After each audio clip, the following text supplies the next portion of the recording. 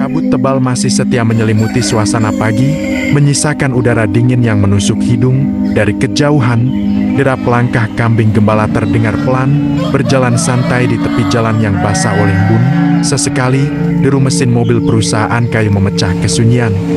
Melintas menuju hutan, di tengah suasana ini, petualangan jejak Kang Udin kembali dimulai, menelusuri kehidupan, alam, dan kisah yang tak pernah habis di bumi cenderawasih.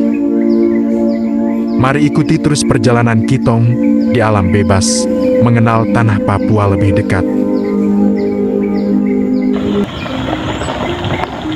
Dari simpang KM 35 inilah petualangan Kitong dimulai. Setelah 1 jam menunggu, akhirnya datang juga Victor dan Rico. Ini yang nanti akan menemani Kitong masuk ke hutan.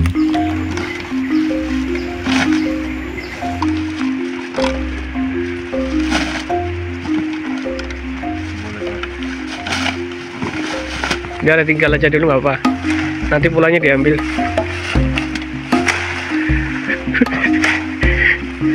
Sakit bawahnya.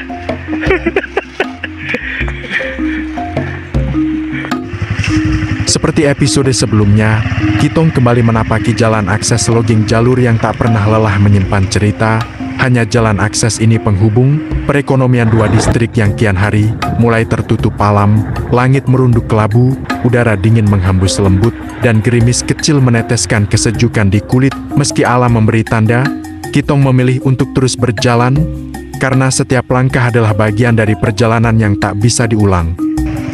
Di tengah perjalanan, Kitong dihadapkan pada satu titik jalan yang rusak parah, berlumpur, dan licin. Setiap pijakan harus penuh perhitungan, karena satu kesalahan kecil bisa mengubah irama perjalanan.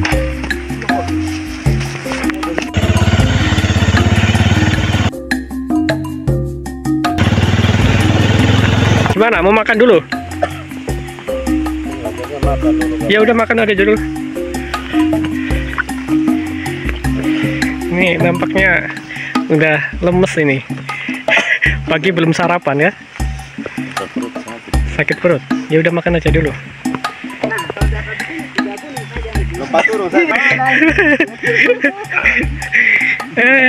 Kalau lihat kayak gini mah cepet selesai nih kita. Tinggal loncat aja udah. Wah. Nggak bisa. Dan ini mah udah ada jurang ini, longsor jalannya ya. Tapi di bawahnya itu ada sungai kan? Sungai itu ya? Ya. Pelahir ini. Sufina? Iya.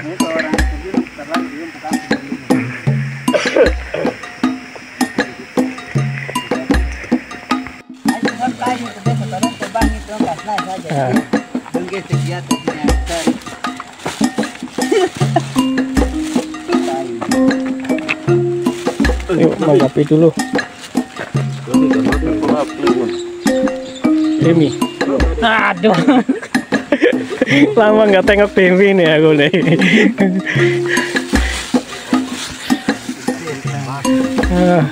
Kayaknya sibuk terus si Demi nih. Kita makan dulu. Makan bersama. Bekal apa adanya ini ya kita ya. Syukurin aja lah.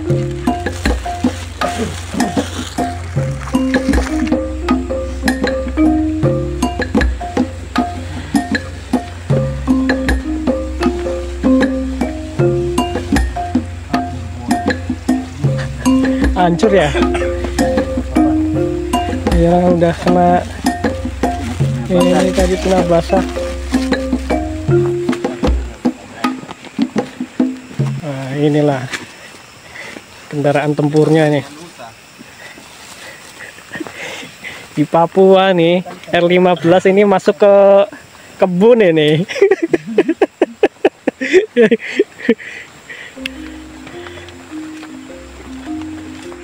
Nah. Foto. Aduh Demi, nasinya air banyak itu air. Tadi pun udah ditinggalin di jalan. Yo, sebelum masuk ke hutan kita makan dulu. Biar ada tenaga kan kita masuk. Sesampai di tempat tujuan, Kitong berhenti sejenak membuka nasi bungkus, bekal dari tangan tulus Budi di rumah. Aroma hangatnya menembus udara dingin, bercampur wangi tanah basah. Rintik hujan jatuh lembut di atas dedaunan, sementara burung-burung bernyanyi di kejauhan. Di tengah alam yang sunyi namun penuh kehidupan, setiap suapan bukan hanya mengisi perut, tapi juga mengisi hati dengan rasa syukur yang tak terucap.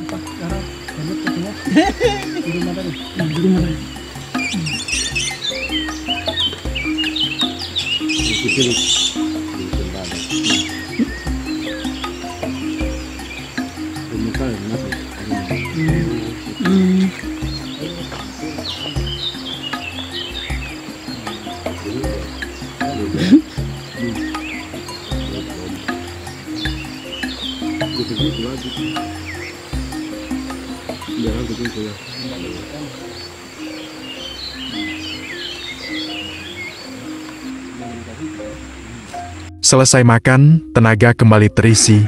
Kitong melanjutkan lagi perjalanan, sebab langkah ini masih panjang dan tujuan belum tercapai. Sebelum masuk ke hutan, Riko, ia berhenti sejenak untuk membuat tanda batas, memberi cat di kayu sebagai penanda antar pemilik lahan agar kelak tidak ada yang lupa atau tersesat. Bosku, nggak bawa? Ngikut masuk nggak?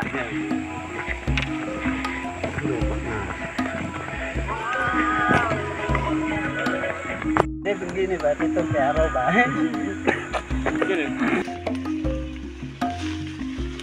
Tanpa banyak waktu terbuang, Kitong kembali bergerak, membuka jalur rintisan di sepanjang batas tanah. Gerimis masih setia turun dari langit, membasahi tubuh dan tanah di bawah kaki, namun semangat tak ikut luntur. Setiap langkah adalah cerita, setiap tetes hujan adalah saksi bahwa Kitong tetap maju, meski alam menguji.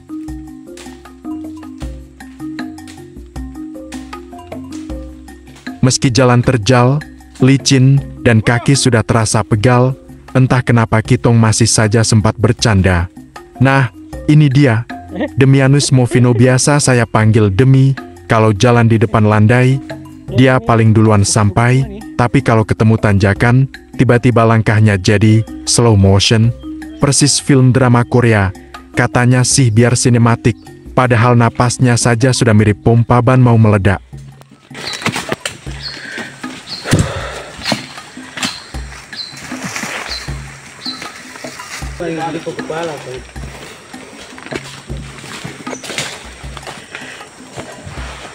Coba Tor, arahnya kemana? Arahnya.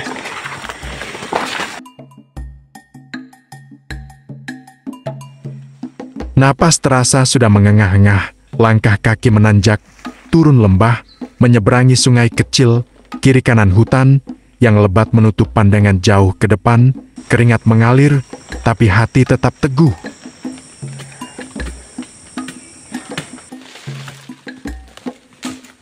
Ingat, setiap lembah yang kita turuni, akan ada puncak yang kita daki, setiap sungai yang kita seberangi, adalah bukti bahwa kita mampu menembus rintangan, dan setiap tetes keringat yang jatuh, adalah cerita perjuangan yang kelak kita kenang dengan senyum.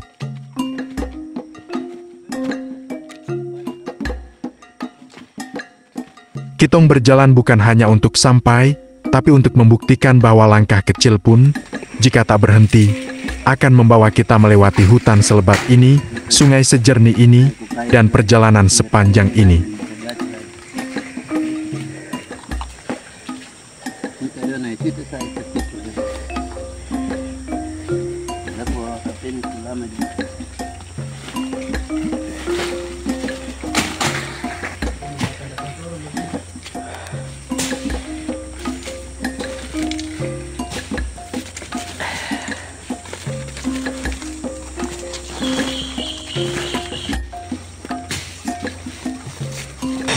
Oke, ayo pas lagi istirahat kita.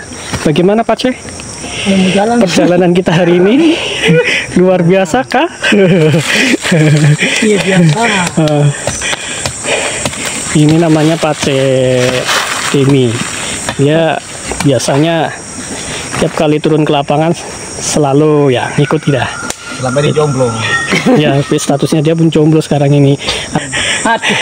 Cuma Maunya yang mana? Dari Jawa kah? yang ayu-ayu. Dari Buton kah?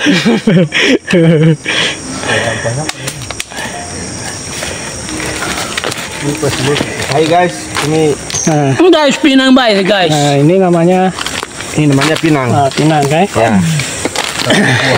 Kalau kita di sini tuh, kita biasanya kalau istirahat kita makan pinang. Supaya stamina tambah kuat begitu. Jadi sirinya habis. Makan kosong saja. Pinang aja pun bisa ya? Ya, pinang aja cocok pun ya. bisa. Sama kapur. Di sini pakainya pinangnya ini pinang kering ya? Ya, pinang Ini kering. namanya pinang kering. Ya. Bukan biasa kalau di Jawa kan pinangnya pinang buah. Ya, sama daunnya tuh. Sama daunnya. Sedangkan Kalau kita di sini kan sirih, makan buahnya. kalau di sini sirih juga biasanya ini karena nggak ada sirihnya sih. Iya. Kalau ada sih bisa kita contohkan. Iya, Sirih betul kalau di sekali. sini ini biasanya yang dimakan itu buahnya ya. Iya, buahnya saja. Buahnya. Bukan daunnya, Ah. karena batangnya. Di sini pun ada juga yang namanya apa? Sirih hutan ya. Sirih hutan ya ada. Sirih hutan pun ada di sini. Nah, di sana ini juragan ini miras ini. Iya. Juragan miras. Gimana penjualan minggu kopas kemarin? Lancar habis kah? Sembahyang. Di saat Kitong beristirahat, pandangan ini tertuju pada sebuah pohon besar yang berdiri kokoh di tengah hutan. Masyarakat Papua mengenalnya dengan sebutan kayu besi karena batangnya yang keras, sekeras tekad orang yang menjaganya. Merbau, begitu nama yang dikenal luas dalam dunia perdagangan kayu Indonesia. Ia pernah menjadi primadona, kayunya bernilai tinggi, dijadikan bahan bangunan, lantai, hingga peralatan rumah tangga. Namun kini, keberadaannya semakin jarang Kitong lihat.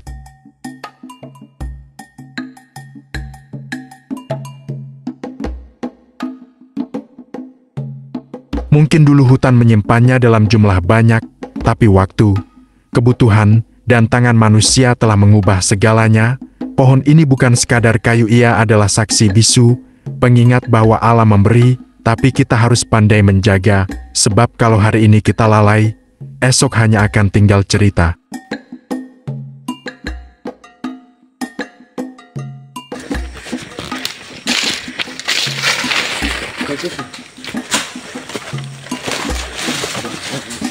Kasih tanda.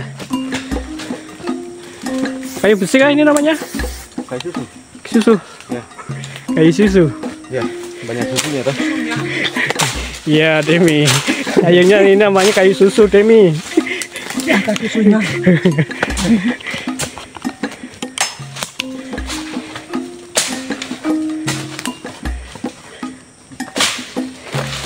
Satu kilo lagi. Balik. 2 kilo panti. Jumpa pantai.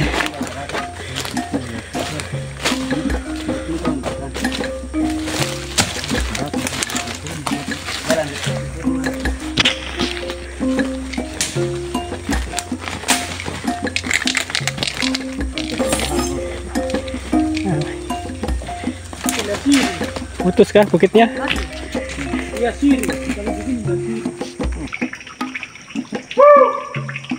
Dari kejauhan, Victor dan Rico terlihat duduk tenang di tepi sebuah kali. Langkah kami terhenti. Hati berkata inilah tempatnya. Ternyata, sampai sudah kita di kali tujuan, airnya surut, tersapu kemarau yang panjang, namun tetap jernih menyingkap kehidupan kecil di dalamnya. Ikan-ikan mungil berenang riang, kerang-kerang terdiam di sela batu, seakan menjaga rahasia alam. Di antara bunyi lirih air yang mengalir dan kicau burung di pepohonan, hati kami luluh dalam ketenangan. Alam menyapa dengan bahasa yang hanya bisa dimengerti oleh jiwa yang mau mendengar. Perjalanan hari ini mengajarkan kita bahwa setiap langkah di hutan, setiap tetes keringat di jalan, dan setiap hembusan angin di sungai adalah bagian dari cerita yang tak ternilai. Sungai Sufina mungkin hanyalah tujuan di peta, tapi sesungguhnya makna sejatinya ada pada perjalanan yang kita tempuh untuk sampai ke sini. Semoga jejak hari ini menjadi kenangan yang akan terus mengalir, Seperti air sungai yang tak pernah berhenti, dari pedalaman, kita belajar tentang sabar, syukur, dan arti menjaga alam. Sampai jumpa di petualangan berikutnya bersama Jejak Kang Udin.